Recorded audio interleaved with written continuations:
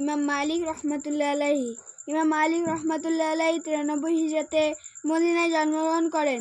তার পিতার নাম আনাস এবং উপাধি হলো ইমামু দরিল হিজরা। শিক্ষা জীবন। তিনি বাল্যকাল থেকেই প্রচণ্ড মেধাবী ও পরিশ্রমী ছিলেন।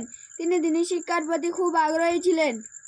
তিনি প্রথমেই হাদিস শিক্ষায় মনোনিবেশ করেছিলেন। মদিনা শরীফে আব্দুর রহমান ইবনে হরমুজ, ইমাম জুহরি, ইমাম নাফে ইবনে জাকওয়ান এবং ইয়াহইয়া ইবনে সাঈদের নিকট হাদিস শিক্ষা গ্রহণ করেন এবং রাবিয়াতুর রাই রহমতুল্লাহ আলাইহির নিকট থেকে ফিকহ শাস্ত্র অধ্যয়ন করেন ও ফতোয়া দেওয়ার অনুমতি পান। শিক্ষকতা। মসজিদে নববীতে তিনি হাদিস ও ফিকহ শিক্ষা দিতেন। দূর দূরান্ত থেকে অসংখ্য লোক শিক্ষার জন্য তার কাছে একত্রিত হতো।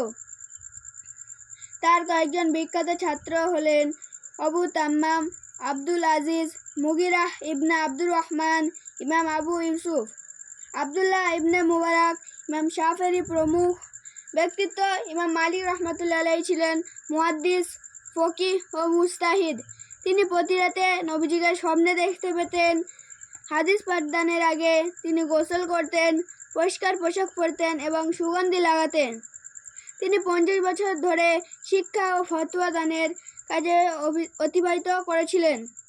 তিনি মদিনায় বাস করতেন, কিন্তু কোনোদিন জুতো পরতেন না এবং বাহনে চড়তেন না। কারণ হিসাবে তিনি বলতেন, মদিনায় নবীজি সাল্লাল্লাহু আলাইহি ওয়াসাল্লাম শুয়ে আছেন, তাই আমি এখানে জুতো পরব না ও বাহনে চড়ব না।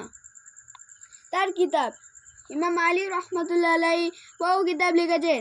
তার মধ্যে কিছু বিখ্যাত হলো: 1 তাফসিরু গরিবিল কুরআন, 2 আল মুয়াত্তা, 3 আহকামুল কুরআন, 4 কিতাবুল মানাসিক, 5 কিতাবুল আকদিয়াত। ইন্তেকাল। তিনি 84 বছর বয়সে মদিনায় ইন্তেকাল করেন। জান্নাতুল বাকিতে তাকে দাফন করা হয়।